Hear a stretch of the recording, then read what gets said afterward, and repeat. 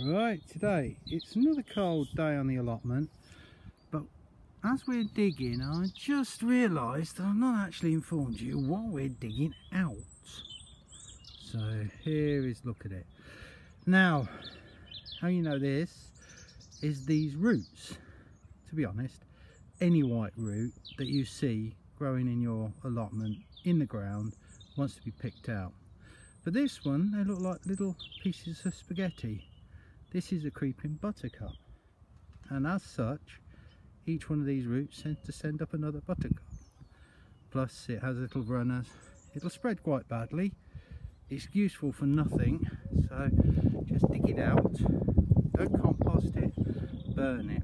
Doesn't seem to like the compost very well. Seems to grow again. This one is blackberry. Every bird that drops a seed of blackberry can potentially grow this. And if you look at the size of the root, and that's broken, go down quite deep. So you've got to dig it out each year. Another common one. This is dock. A sort of staining yellowy root when you snap it. It's the one that you use with your nettles to help the sting go away. But that is dock. Not burdock. You can eat burdock, you can't eat that. This one. Right, this one's not too bad. I never mind seeing it.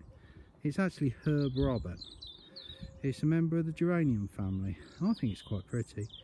But it's here over winter, so I'm digging it out. I don't particularly want to be overtaken by that. Another one I never mind too much because the kids always pick it for the dandelion leaves for the rabbits. It's a dandelion. Always comes up in the second year of cultivation. So you've got a rough plot, dig it over, and then lo and behold, you have a crop of dandelions next year. Obviously you know the dandelion clocks and how it spreads, but these are the reasons why it's hard to get up. Each of these roots can go down quite deep and usually gets broken off. And by the way, during the First World War, the Russians used this to make rubber for van tyres. And if you snap it, you'll see some white milky sap come out of it. And if you put that in vinegar, you can make tiny little rubber balls.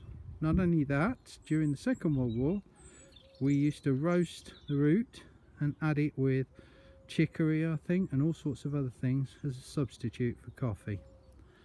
I don't think it's a very popular substitute because I don't think anybody uses it today. This one, this is all I can show you this time of year. These are black roots. However, if you snap the roots, which sometimes you can, they're not just white. Oh, there's a snapped root. It's very difficult to get it in focus. No, won't do it, won't work. They have quite a pattern on them, quite a frilly pattern. Looks like a white rose, a white 5-petaled rose. That is cat's tail, horse tail, Latin name Equiaceta. Looks like loads of little Christmas trees. It is a deep soil weed. It goes down a long way, and it's hard to get rid of. The only way to get rid of it is by cultivating your soil. So keep digging it over, and eventually it goes away.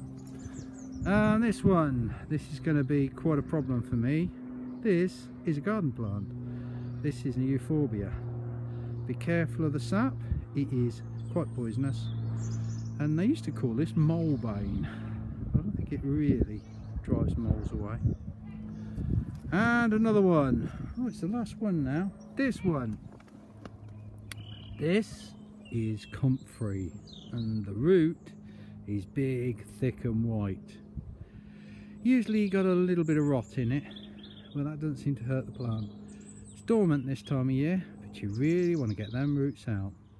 In 1 year they can get quite big, and the roots can go down an awful long way. They make good compost.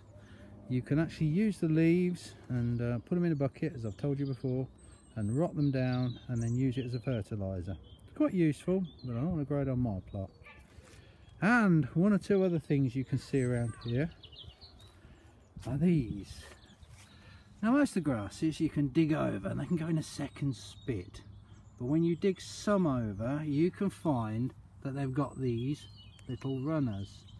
They're one of these grasses that have, like ryegrass, a way of keeping going. Now these roots go under the soil, quite shallow, but it means that you can almost never get all the roots out. Still, keep hoeing, keep digging them out this time of year, and eventually they get the message.